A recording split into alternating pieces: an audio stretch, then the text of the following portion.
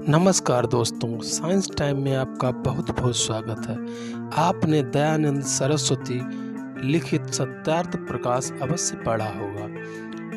इस धूर्त सत्यार्थ प्रकाश में जिस तरह की बुरी और अभद्र भाषाओं का प्रयोग किया है उसको पढ़ने के बाद आप आज से ही इस मूर्ख व्यक्ति से नफरत करने लगेंगे।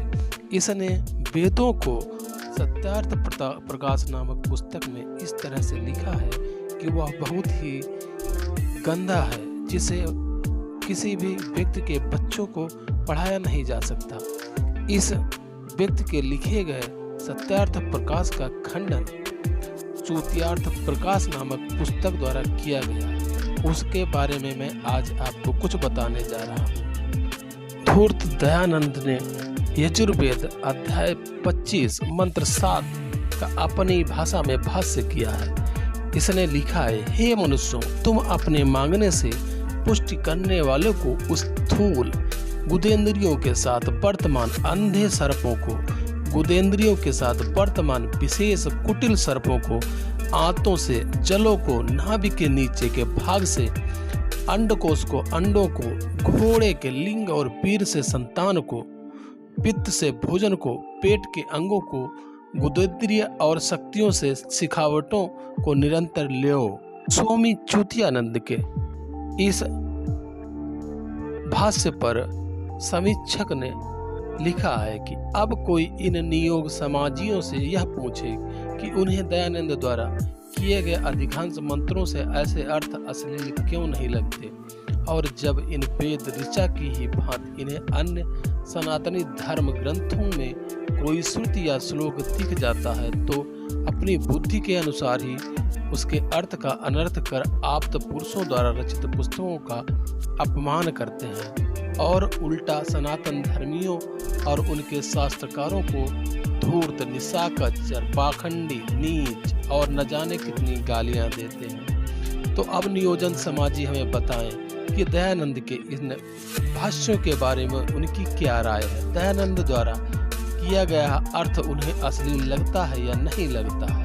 समीक्षक पूछता है, दयानंदी हमें बताएं कि अंधे सर्पों को गुदा में घुसाने और कुटिल सर्पों को आंतों से लेने की आज्ञा क्या ईश्वर ने देता है? यदि देता है तो समाजी दिन में एक कितनी बार लेते हैं?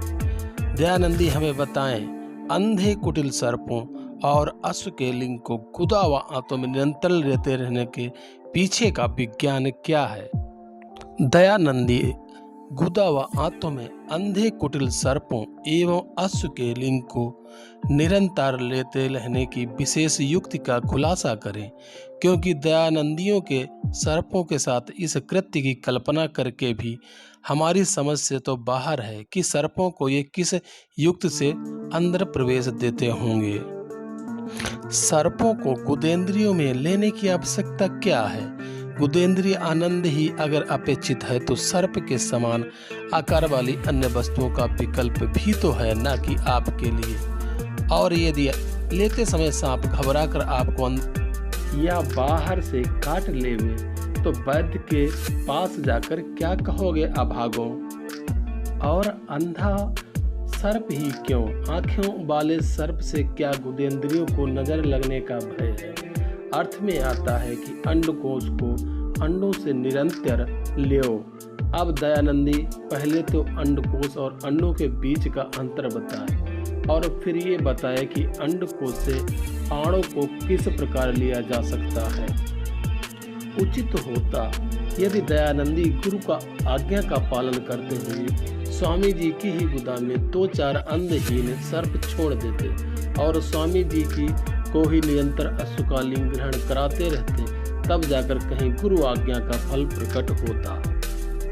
अब कोई अनार्य समाजी ये न कहे कि इसका मतलब ये नहीं है, वो नहीं है, फलाना है तो ढिमका है, क्योंकि यही बात जब हम लोग आप लोगों को समझाते हैं तो बुद्धि और विवेक को एक तरफ रखकर आप लोग केवल शब्दों को ही पकड़कर बैठे रहते हैं।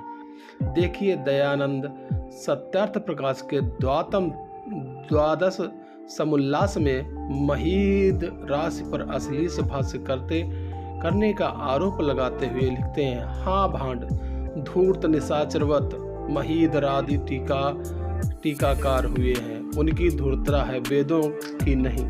अब आप ही बताइएगा, क्या यह बात इस भड़वे दयानंद पर लागू नहीं होती?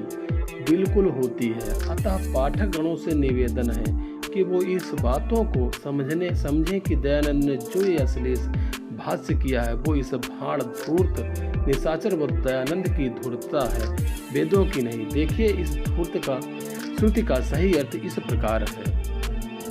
वास्तव में इस मंत्र में आहुति द्वारा पाचन संबंधी विभिन्न अंगों में उपस्थित भिन्न भिन्न शक्तियों को उनसे संबंधित देवों की प्रसन्नता के लिए समर्पित किया गया है। सभी की शक्तियां देव प्रायोजन के लिए समर्पित हों, ऐसा जानकर रोग मुक्त स्वास्थ्य सेवन जीवन की प्रार्थना की गई है। मगर इस मूर्ख ने कुछ और ही बताया है। इस धूर्त दयानंद ने यजुर्वेद के अध्याय 25 मंत्र 1 का भाष्य करते हुए लिखा है, हे अच्छे ज्ञान की चाहना करते हुए ज्ञानी जन, अंडाभ्याम वीर को अच्छे प्रकार धारण करने हारे अंडों से कृष्ण वीर बरसाने वाली अंगुली को श्रमश्रुभ मुख के चारों ओर केश अर्थात दाढ़ी से उससे वे पदार्थ अच्छे प्रकार ग्रहण करने चाहिए। समीक्षक ने इस पर लिखा है, दिन रात जहां तहां अश्लीलता ढूंढने वाले दयानंदियों, तुम्हें दयानंद द्वारा किए गए अश्लील भाष्य नजर क्यों नहीं आते? तुम्हारे दयानंद ने तो अपनी अश्लील बुद्धि से ईश्वरीय ज्ञान वेदों को भी अश्लील बना दिया है। दयानंदी बताएं कि क्या ईश्वर मनुष्यों को यही उपदेश करता है जैसा कि दयानंद ने इस श्रुति का अर्थ किया है? दयानंदी बताएं कि दयानंद अपने भाष्य द्वारा अंडों, वीर बरसाने वाले अंगलिंग और दाढ़ी से ऐसा कौन सा ईश्वरीय ज्ञान बांट रहा है? दयानंदी बताएं कि यदि यह ईश्वरीय आज्ञा है तो दयानंद के भाष्यानुसार वे लिंग एवं अंडों को अपने मुख के चारों ओर दिन में कितनी बार ग्रहण करते हैं?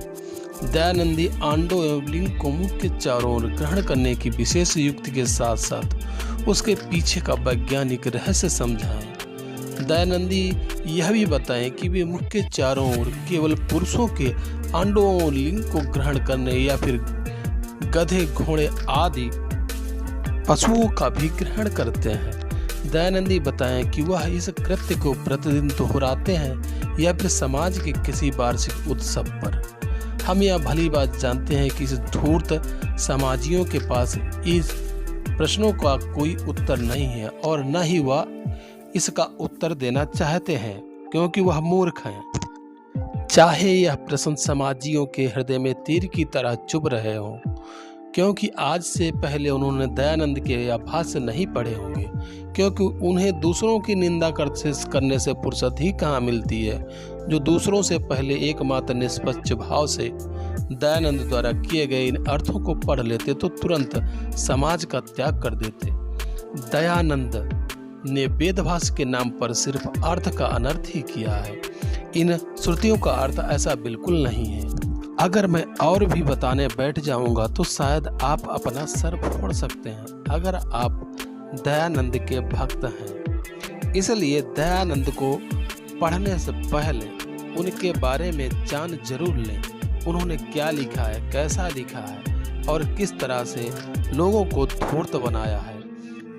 इनकी पुस्तक सत्यार्थ प्रकाश का पूरी तरह से खंडन चौथियार्थ प्रकाश नामक पुस्तक में किया गया है। दोस्तों, आज का वीडियो आपको कैसा लगा हमें कमेंट में ज़रूर बताएं। चैनल को लाइक, सब्सक्राइब करें और वीडियो को ज़्यादा से ज़्यादा शेयर करें ताकि ये जानकारी लोगों तक अच्छी तरह से पहुंच सके और हमारे धर्म ग्रंथों में जो कुटिलता फैली हुई है वह सभी को पता चले।